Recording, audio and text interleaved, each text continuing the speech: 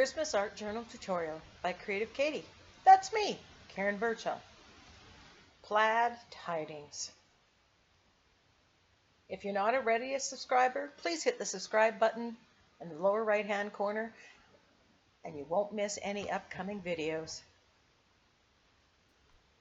So I'm working in my Canson Mixed Media Journal.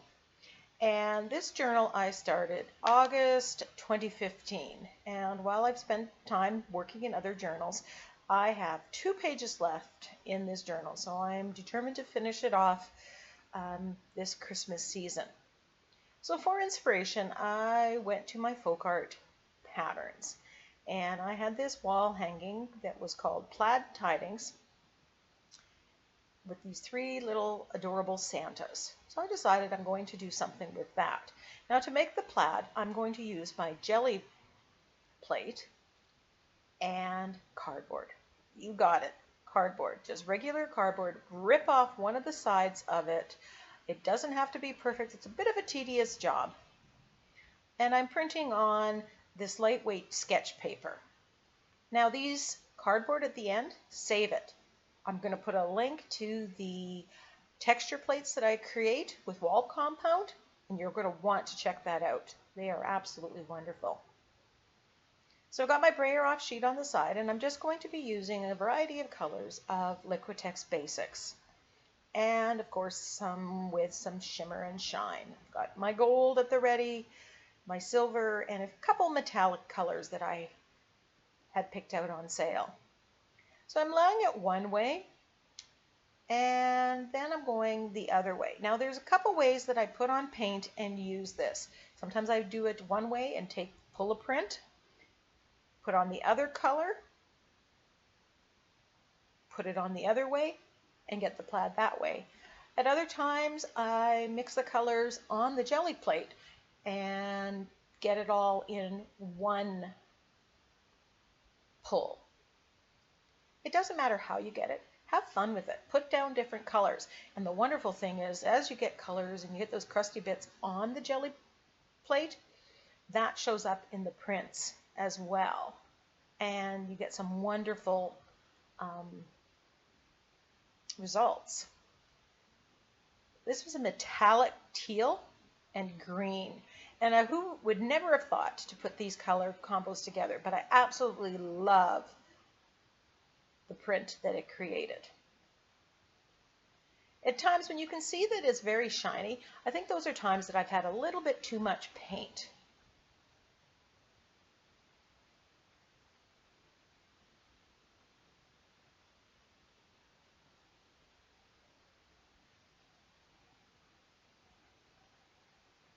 Now you'll note that on the cardboard piece, there is some paint there. So sometimes when I put it back on, some of that comes off and adds even one more layer of interest to your monoprints.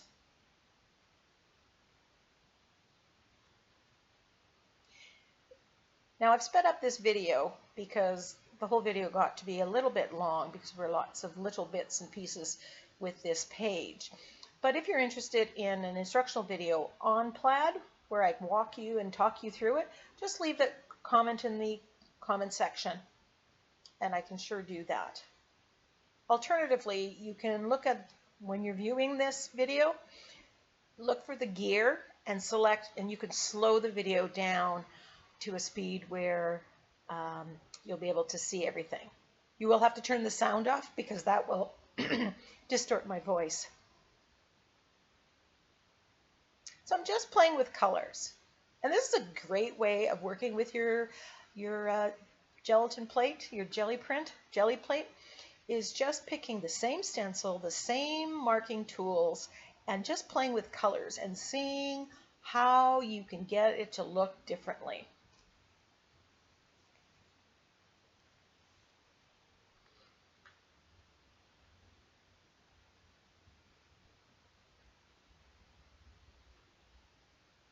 I have way more plaid prints than I'm ever going to use on this project.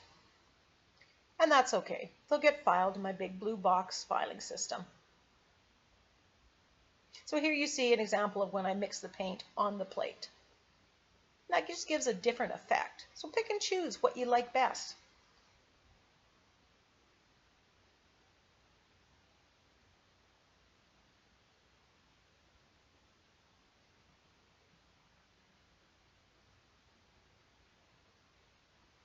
Here's an example. I put the green on. I believe it's called hooker's green. And then I put gold. And that put a layer of gold thread on top of the green plaid. Gives you a different effect.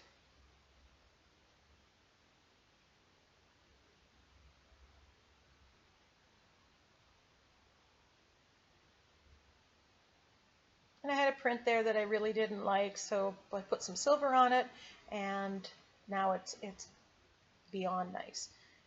Just spraying my jelly plate with water and using a baby wipe just to clean it off. Some people don't clean their jelly plates.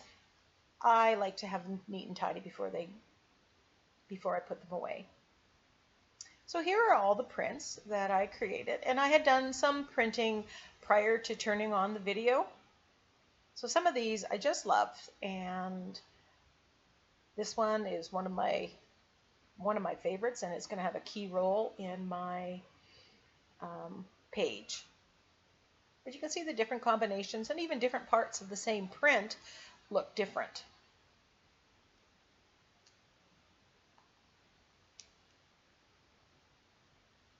Love that one, how the color combos work.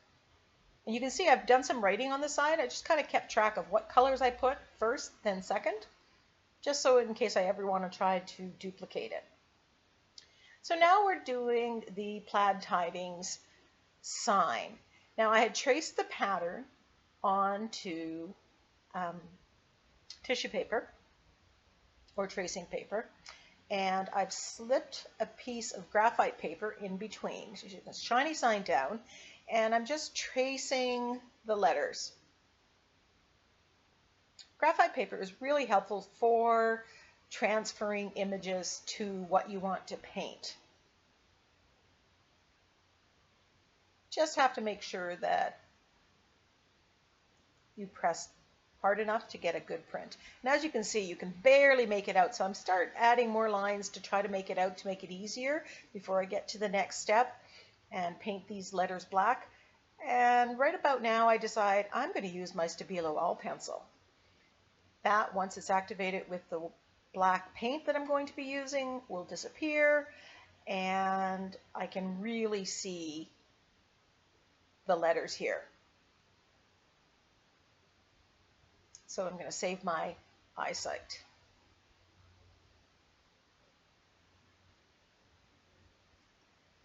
And just using a ruler,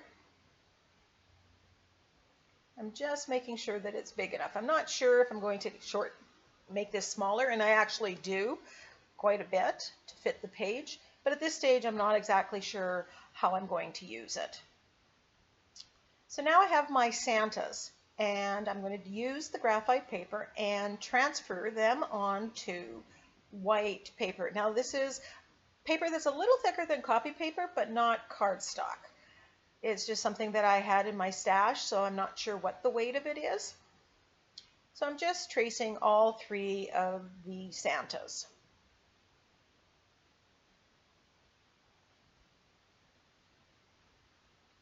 Now you don't necessarily have to put all the internal lines at this stage.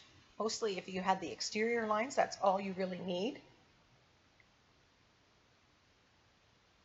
Things like the eyes you didn't have to trace at this time. So I've picked the jelly prints that I'm going to use, and I'm tracing the hats with the graphite paper. Now as I cut it, I realized that there was no paint on the other side, so I had to redo that one. So that's the disadvantage of flipping it over, but then you get it going the right way, and it just makes it a lot easier. But there's other things that you need to remember.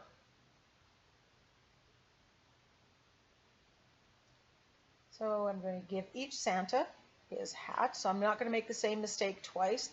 And I make a new mistake here, because I don't know if you caught it, I didn't flip the Santa over.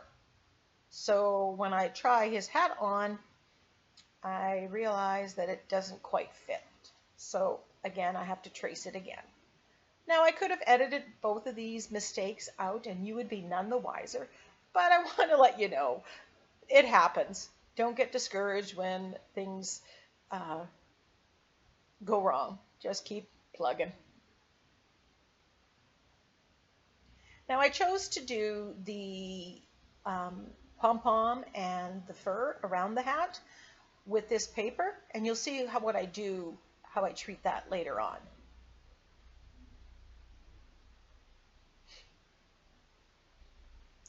Now I was going to use my Inktense blocks, and then I thought, no, I've got some Delta Ceramic Coat paints, and I'm just going to paint the faces and the beards on these Santas. These paints must be close to 20 years old, and give them a good shake and they still stand good. So here you can see why it wasn't necessary to do the eyes, to trace the eyes when you did this, because you pretty much cover it up and have to reapply it.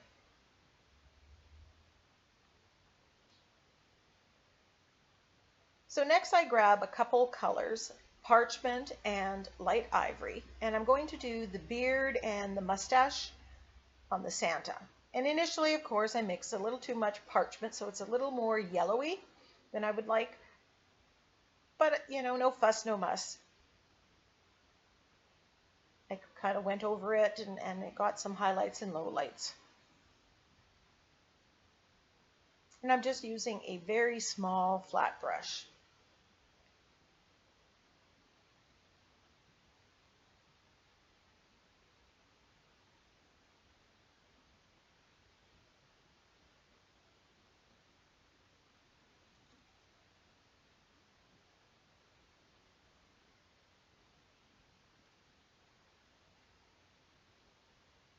There you can see me kind of lightening it up a little bit.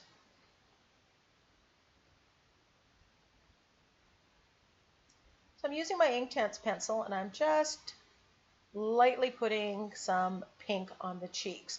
I was going to leave it like this, and then I realized, well, if I do Mod Podge or I gel medium it down, I will activate at that time. So I just go and get a wet brush and I activate it right onto the Santa. That's one of the advantages of using acrylics as your base in all your colors. You don't have to worry about them reactivating. So now I'm putting the eyes back on my Santas.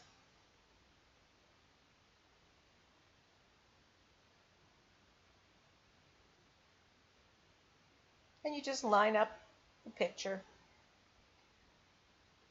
And I'm making the lines a little bit darker for the mustache. And I don't need to put the tracing paper on because I can still see it, and I just wanted to darken it up a little bit. So now I'm doing a shading technique that I learned in folk art, and I'm using an angle brush. And you put a little bit of paint on the one end and you have water on the other, and go back and forth with the brush and you press it along the edge that you want to shade. You build up color over time. Once you have it, let it dry, come back, and you can make it darker. So this is one way that you can shade. That doesn't mean you need a Stabilo All pencil or other products. You can simply shade with acrylics, and it gives a very nice look. In fact, most of the shading that I do on this page is using that recycled, repurposed technique.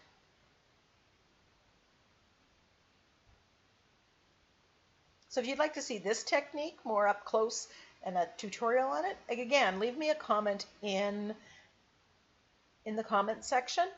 I'm starting to make a list of what kind of videos I might be developing in the new year, and any suggestions that I get from you guys would be greatly appreciated. So you can see how much detail and how much life that shading has put into the picture and making the Santa's mustache and beard really pop.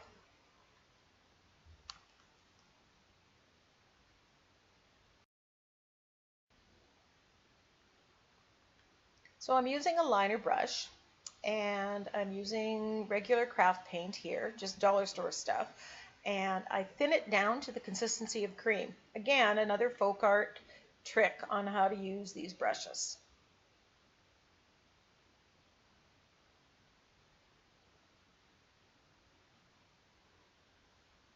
I'm really liking how everything's coming together, and I'm using the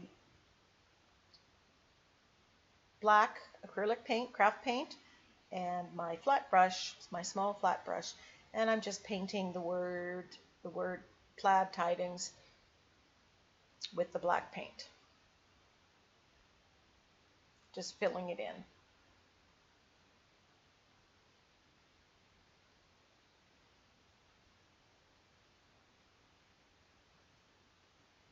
So using graphite paper and transferring that onto your page is something you can do with any kind of font. So you can just download a free font from defont.com or any other place that you can source the free fonts, and print out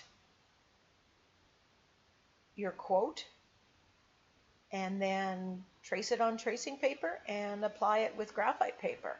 There's a way around. If you don't like your printing, you don't like what it looks like, or you want something just different, this is a way of getting it. And it's a simple piece of graphite paper and tracing paper.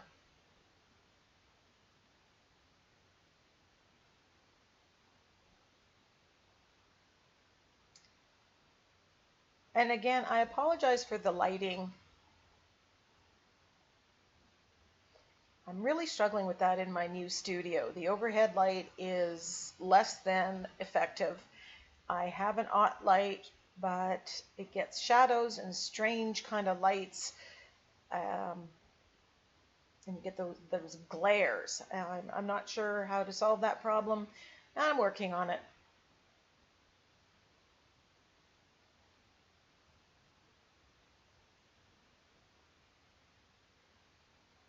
I'm just cutting out all my Santas, and I'm quite happy with how the painting turned out. Now you'll notice the hat is pretty plain looking. There's not a lot of emphasis on it or oomph on it. And you're going to see all the steps that I do to make that stand out just all the more. Right now I'm just applying it with gel medium, and if I didn't line it up perfectly or I didn't cut perfectly, whichever time, I'm just trimming it off.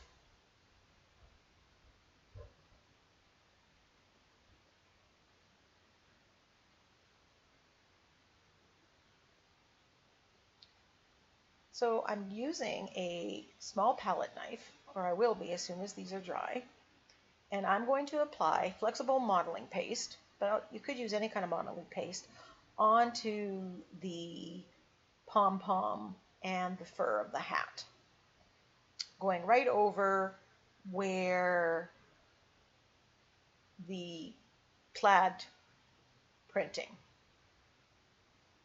Forgot to paint the eyebrows of the Santas.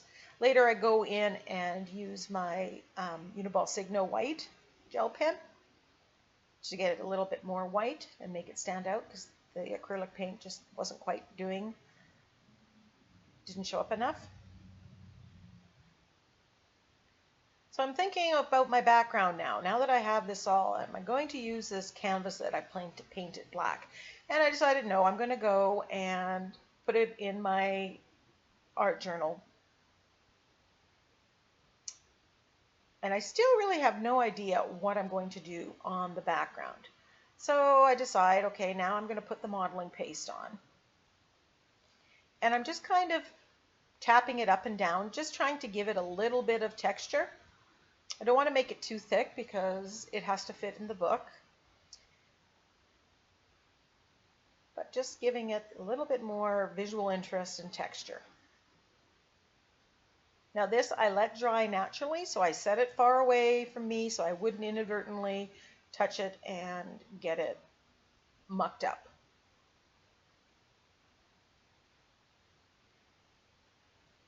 And I'm just using a very thin palette knife. I don't know if the palette knives have a name for each different shape. I've never heard anybody call them anything specific for the type of blade they have.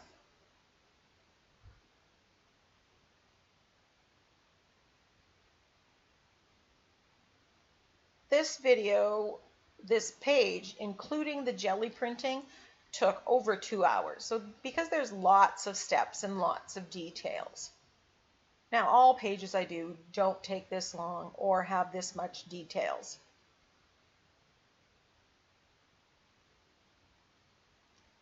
So now I'm trying to decide what color to put on the background. I mean, all the colors at the top are what is in my plaid tidings. And if you go right across, it's kind of blue. So I'm going to stick to some blue tones.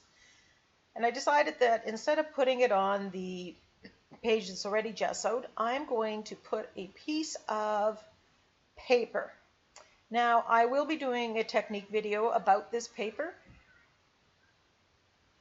This is something that I found in my stash that I used to create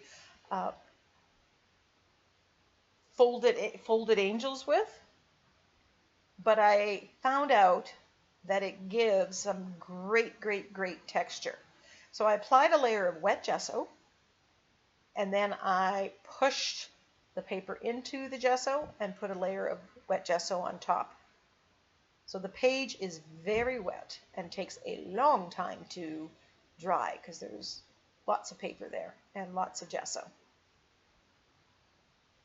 I was going to use my Lindy sprays, and I really like the effect that it got putting it on a gessoed surface. It gives it a very kind of whitewash look. I ended up not using that.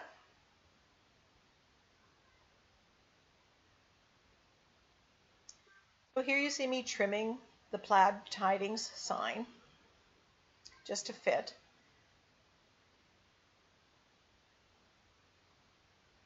And I'm digging out my Grumbacher Prussian blue.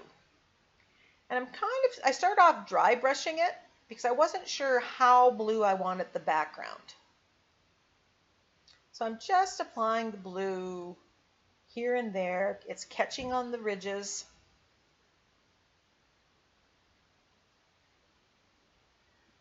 And I take a look at seeing if I like the look. And I'm finding that the whitewash isn't exactly what I have in my head. So I'm going over it with several more layers of this Prussian blue, and I'm pushing it into the nooks and the crannies. I'm deciding that I will put color on the high parts later on.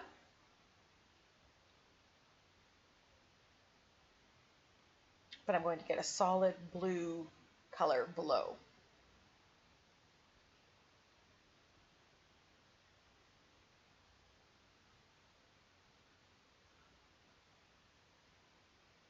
So I get out my gold because it's got to have shimmer and shine, and using a Ranger blending tool, I'm just rubbing the paint on the high parts so that you get that look of gold. And I'm in love with this background. It is so yummy and so texturized. I could see this being used and have this as a forest or other uses. Does it inspire you in any way? What would you put on this background? And a new purchase, I bought some copper in the Liquitech Basics. I just wanted to warm it up just a little bit, have a little bit more of an antique-y kind of feel than what I was getting with the gold. And this also will match the plaid tiding sign. Just wanted to add that little bit of coppery sheen on there. I've also edged the paper with the gold and then again the bronze.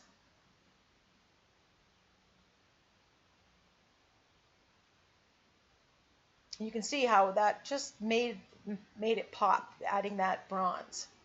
So I'm using my Stabilo L pencil and going around, and then I decide, nope, I'm going to use black with my blending tool.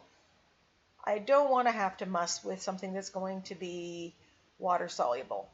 So I'm just edging my Santas and the sign in the same way, just adding another little layer and details. So I glued these all down with my gel medium off camera. My battery died, and now I just want to make them, even though I outlined them before I glued them down. So I'm using my Neocolor 2 here and activating it with water.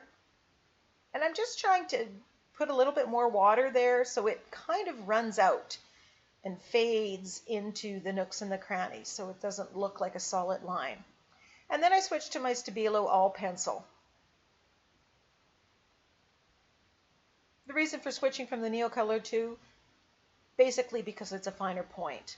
You could use a watercolor pencil here. You could really dilute some acrylic paint if you wanted. I'm not going to do any more layers, so I'm not too worried about activating anything at this point in time. The Stabilo All Pencil will reactivate with water at any time. So if you're not using it at the very final step, you have to be aware of that.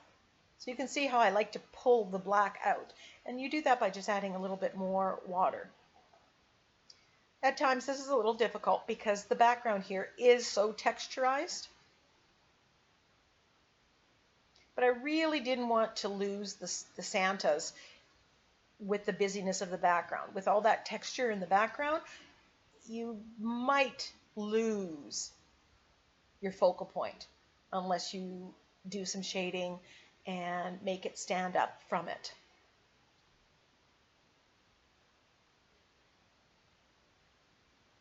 So I just play, add more water, add more Stabilo All Pencil as I see fit until I'm happy with what is happening.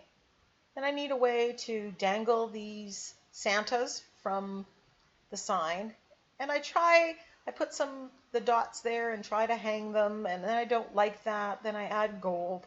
I'm not sure I like what I ended up with, but in the end that's not really the focus of the painting, so it's nothing to really fret over. I could have dug out some twine and used that as if it was a real hanging, but I admit it, I was just too lazy to dig into my stash. So here I add a little bit more gold, so it looks like a gold thread holding it down. I have some black paint, so I decide that I'm going to do some splatters. And here's the lovely part of having a background and foreground that's all acrylic. If you make a mistake, like a splatter going in a place you don't want, you do have a chance to wash it clean. If it was anything water soluble, that would not be as easy. And I decide I want some splatters in the bronze, so again, grabbing a different fan brush, thinning the paint quite a bit because it is a heavier body paint, it's not a craft paint, and I'm just splattering it. You might ask why splatter when you already have the detail of the bronze in there? It's just another layer of interest. The splatter's not working so well, so I'm tapping and I'm getting enough little bits of splatter to have that little extra layer of shimmer and shine. So there's some close-ups, and I will include pictures in a minute. Thank you so much for watching. Here's a close-up of the background and of the finished project, and some close-up of different parts and pieces of this page. These would make lovely ornaments that you could hang on the tree. So you could paint them on an ATC and just hang them up just as they are. They would look lovely. Put a coat of gloss medium or something very shiny and away you go. Love that texture. Merry Christmas to all of you. Happy holidays. Thank you so much for watching.